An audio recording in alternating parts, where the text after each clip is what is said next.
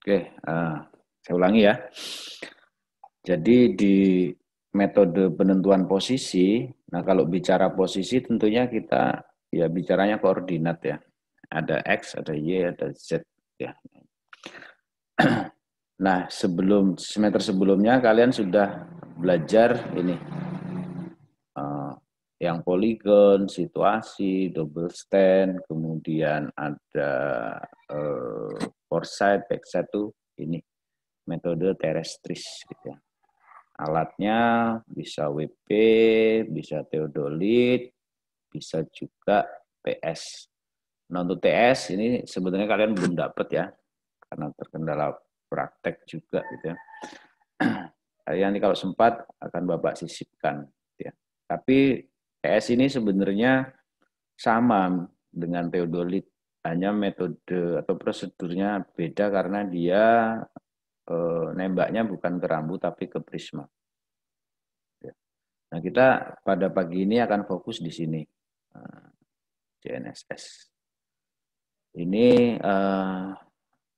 alatnya adalah GPS geodetik. Ya. Nah, kebetulan kita sudah punya, tapi sayangnya belum bisa praktek ya. Metode pengukurannya ada jarak satelit GNSS, kemudian metodenya ada absolut dan relatif. Gitu ya. Kalau absolut itu ya apa yang dibaca itu langsung kita pakai datanya. Tapi kalau yang ini ada referensinya gitu, ada referensi kemudian dihitung di alatnya itu gitu. Ya ini yang metode GNSS.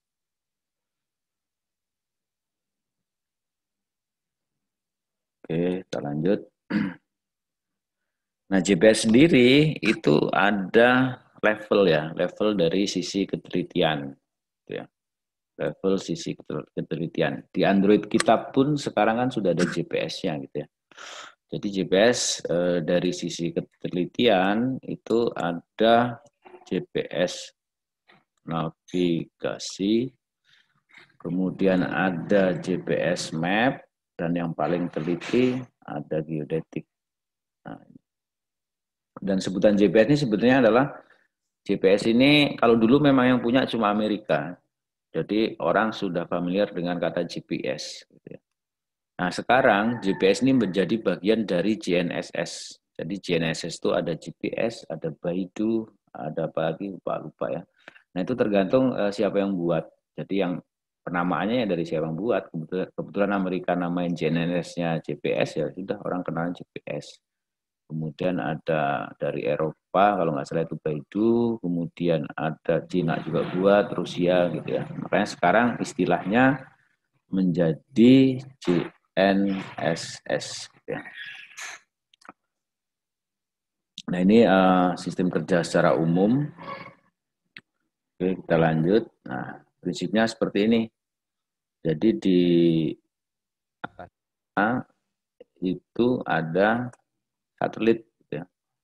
Ada banyak satelit yang punya orbit dengan koordinat tertentu. Ya.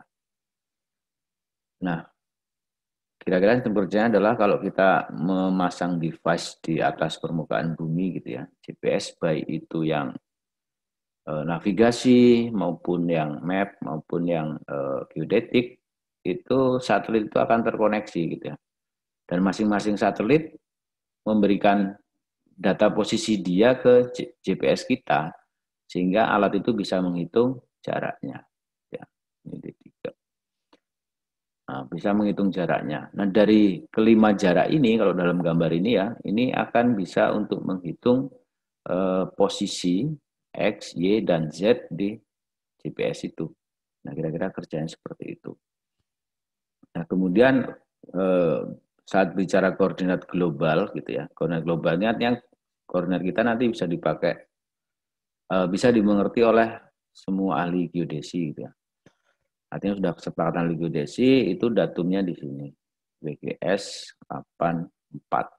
Nah, kalau koordinatnya macam-macam, ada yang bujur lintang, ini yang bersatuan derajat, menit dan detik, kemudian ada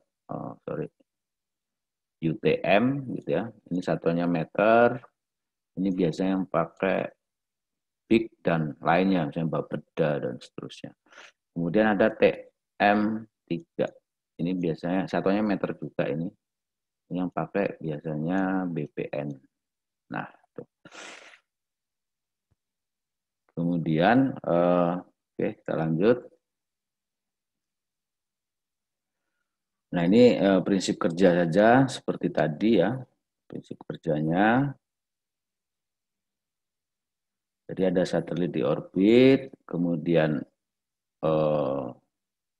lembaga yang punya satelit itu punya controller di bumi, gitu ya. Kemudian dia jual misalnya device, gitu ya, device GPS, misalnya yang kalian sering pegang, misalnya Garmin, gitu ya, itu di bumi. Nah itu akan ini mengirimkan data. Kemudian posisi dari satelit dan juga jaraknya akan terkontrol dari sini. Gitu ya. Nah, sehingga dia bisa dapat posisi relatif dari si device. Device itu alatnya gitu ya.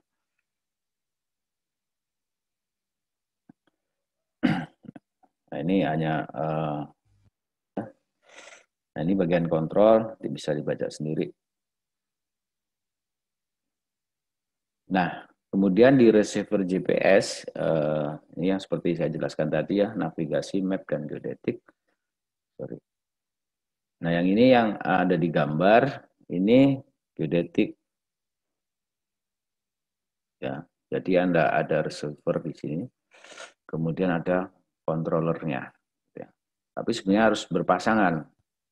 Minimal kalau ini ya punya dua. Kalau punya satu bisa nggak Pak dipakai? Bisa, tapi dia hanya untuk pengukuran absolut. Atau kalau RTK, RTK entrip. Tapi kalau untuk RTK radio, dia harus berpasangan. Oke, nanti kita bahas lanjut. Nah ini tipe dari receiver GPS. Bisa pelajari sendiri. Nah ini tipe tadi. Oh ini yang navigasi, ini yang map, ini yang geodetik. Nah ini metodenya. Penentuan posisi dengan GPS dapat dilakukan berbagai metode di mana setiap penentu memiliki karakteristik yang tersendiri. Nah ini pentingnya bagaimana kita menentukan metode untuk pengukuran kita ya. Jadi setiap metode itu punya karakteristik gitu ya, punya karakteristik sehingga sebagai surveyor kita harus bisa merencanakan pengukuran gitu ya. Jadi tidak asal ngukur lah kira-kira seperti itu. Misalnya kebutuhannya untuk situasi, apakah topografi, apa detail pengukuran konstruksi dan seterusnya.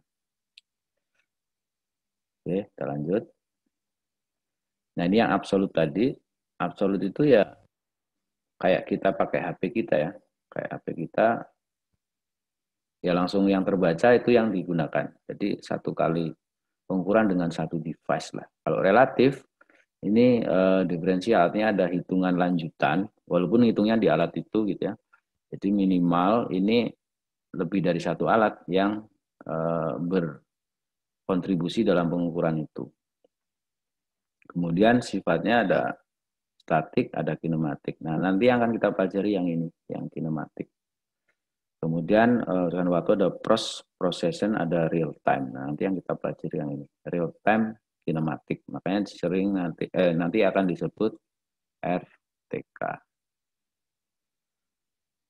Nah, ini hanya bagian-bagiannya, kita lewati saja. Nah, ini yang absolut tadi. Jadi begitu ngukur ya langsung dibaca gitu. Dan ketelitiannya ya tidak terlalu teliti gitu ya. Nah, ini 5 sampai 10 meter. Nah, ini kalau untuk peta-peta misalnya peta itu mau dibuat skala 1:500.000 ya masih oke lah ya. Tapi kalau untuk yang peta detail 1:1000 gitu ya sudah nggak bisa. Nah, ini contoh yang absolut. Nah, ini yang relatif. Nah, kalau yang relatif kan tadi ini minimal ada dua nih, lebih dari satu alat yang terlibat gitu ya di pengukuran. Nah, oke. Ini yang contoh relatif seperti ini. Ya. Pengukurannya.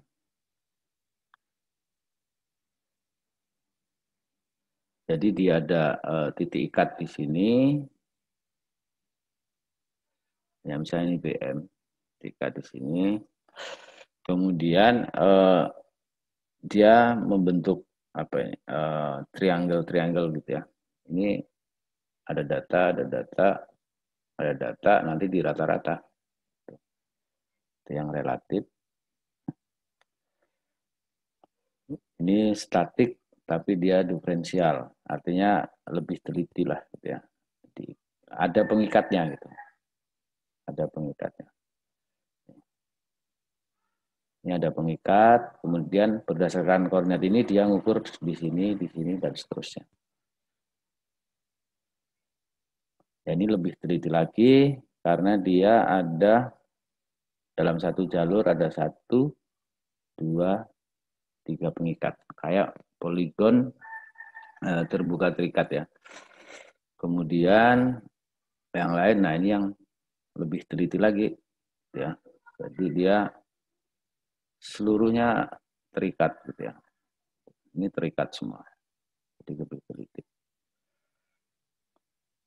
Nah, ini yang real time, sama ini untuk navigasi sebenarnya. Nah, kita nanti akan belajar ini RTK. Ini yang sudah bisa kita lakukan dengan alat kita ya. Yang di ilustrasi ini. Jadi ini ada BM, kemudian kita akan membuat peta ini misalnya gitu ya. Nah, ini orangnya bergerak yang megang rover. Nah, ini akan terkoneksi dengan satelit itu ngirim data ke base juga ke rover, dan di sini juga mengirim frekuensi fase data gitu ya, panjang datanya. Nah, ilustrasinya seperti ini. Ya. Jadi ini yang RTK radio. Terus ini tadi ada istilah di kelewatan ya. Ada istilah ini RTK encrypt. Jadi RTK ada yang RTK radio yang kita bahas hari ini, dan ada RTK encrypt. Nah, kalau RTK encrypt ini harus pakai biasanya dilakukan menggunakan sinyal provider data yang internet, dan terkoneksi dengan course gitu. Yang ini RTK encrypt ini terkoneksi dengan course punya Badan Informasi Geospasial. Nah, kita akan belajar lanjut tentang ini, tentang yang metode RTK radio. Nah, syaratnya adalah ini. Minimal diketahui satu koordinat titik ikat dalam sistem koordinat nasional. Artinya koordinatnya global, baik itu TM3 maupun UTM. Ya. Ini yang umum dipakai. Kemudian minimal diketahui titik koordinat ikat. Nah, koordinat ikat ini ya contohnya apa? Contohnya ya BM, tapi BM ini harus sebaiknya terikat pilar punya big, atau terikat dengan pilar atau course gitu ya. Nah, kita akan lihat ini ya ilustrasi RTK nih. Nah, ini gambar tadi ya.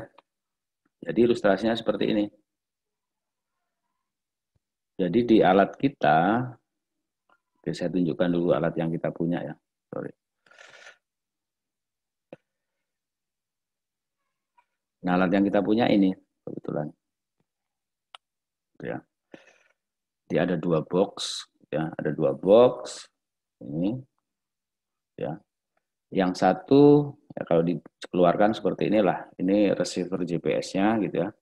Seperti ini ada base. Kalau dari fisik sama persis ya, tapi fungsinya beda. Nah, ini ada rover. Gitu ya. Kalau di N-Trip ini sama fungsinya, tapi begitu di RTK radio dia beda fungsi. Jadi yang base ini harus dipasang di titik ikat, yang ini yang bergerak. Gitu. Kemudian di sini ada isinya juga ada ini controller. Ini controller. Nah, kalau sudah dipasang seperti ini, yang base dipasang menggunakan tripod. Kemudian yang rover ini itu dipasang menggunakan bukan tripod, tapi dia galah ya. Ada kakinya dua gitu. Kemudian dilengkapi dengan controller. Nah, kontrolnya berarti kontrolernya dipasang di rover, bukan di base gitu. Ya, seperti itu. Nah, kembali ke sini.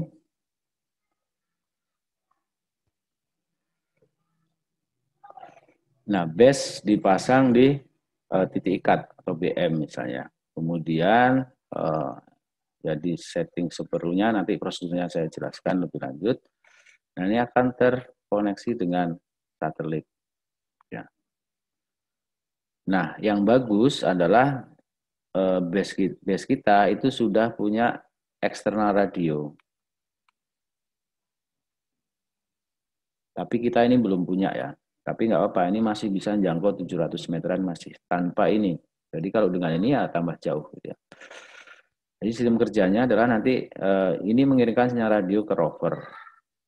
Ya, dan rover ini akan menerima data baik dari satelit maupun dari base gitu ya. Dari base juga nerima, dari satelit nerima. Nah, ini akan terbaca di controller. Nah, kalau sudah ada indikasi hasil pengukuran teliti, nanti itu direkam di controllernya gitu ya. Di controllernya yang ada di rover. Jadi kira-kira seperti itu cara kerjanya. Nah, contoh ilustrasinya seperti ini. Ini kan ada BM ya. Misalnya kita akan mengukur situasi ini. Situasi ini. Nah, di sini sudah ada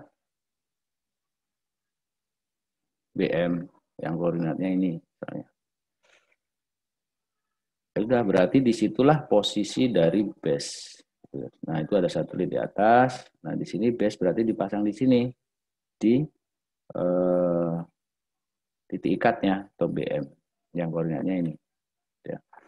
Kemudian setelah setting selesai, konfigurasi selesai gitu ya. Rovernya karena situasi tentu ya di bagian-bagian yang berubah nih karena kita mau menggambar bentuk jalan misalnya. Tapi kalau dia topografi kebutuhannya ya di tengah-tengah jalan ini juga harus diambil pakai rover gitu. Tapi kalau kebutuhan situasi mungkin sini hanya pojok-pojoknya saja sudah cukup gitu ya.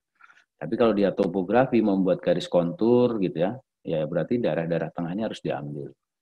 Ya. Nah, kalau sini sudah dicatat, dapat datanya di titik ini, ya, ya sudah gerak lagi rovernya pindah, gitu, terus pindah, terus gitu. Nah, sehingga nanti untuk penggambaran data yang di mana yang dipakai, tentu data rekaman di setiap perpindahan rover ini. Nanti yang dipakai. Itu. Kira-kira cara kerjanya seperti itu. Oke, ini sudah Pak jelaskan. Nah, ini prosedurnya secara umum kira-kira begini. Tentukan titik acuan atau BM. Gitu ya. Kalau belum ada, ya berarti nanti dia mengacu koordinat setempat, bukan koordinat global. Nah, sebaiknya ini sudah ada BM yang terkoneksi dengan data big gitu. Artinya sudah koordinat global. Nah, di Polinela sudah ada kebetulan. Nanti kita bisa praktekkan. Nah, ini koordinatnya ya tadi antara UTM atau TM3.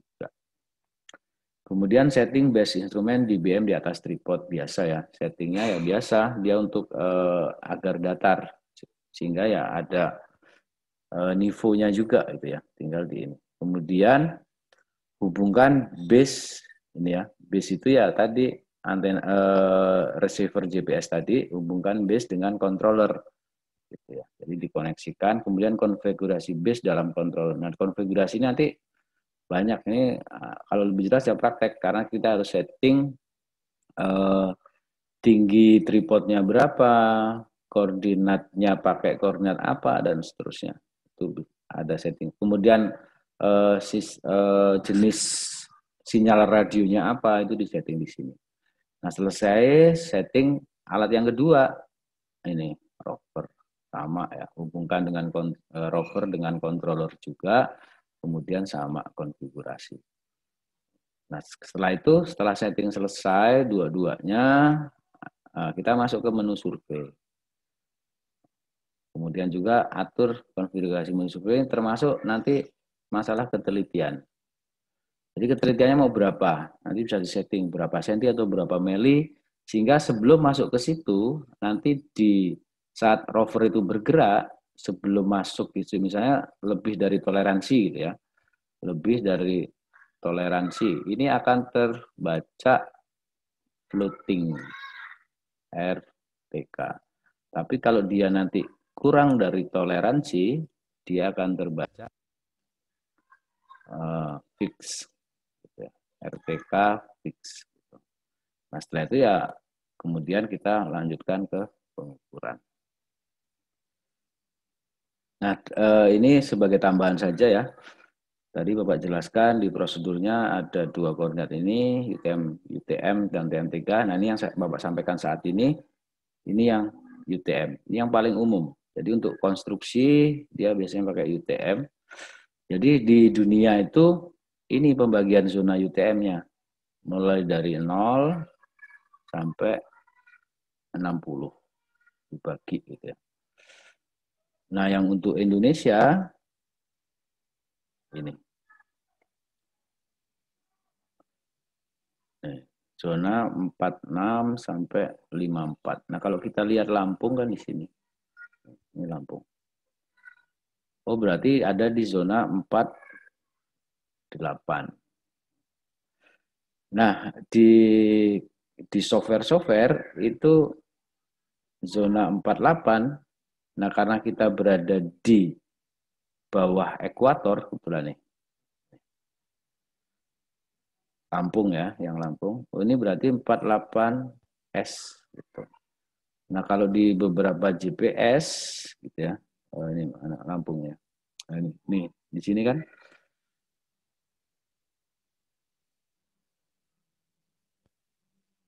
Nah, dari sini kan nih. Nah, kalau kalian lihat di Garmin, kalau kalian di Lampung atau di kampus, nanti zonanya dia akan tertulis 48M. Nah, itu dari situ. Itu bedanya. Tapi kalau di software, nanti gini, 48S atau dia ditulis minus 48. Karena dia berada di sini, bawah garis ekuator. Tapi kalau misalnya kita berada di mana nih? Batam ya. Ya, 48N berarti. Oke, mungkin itu ada yang mau ditanyakan.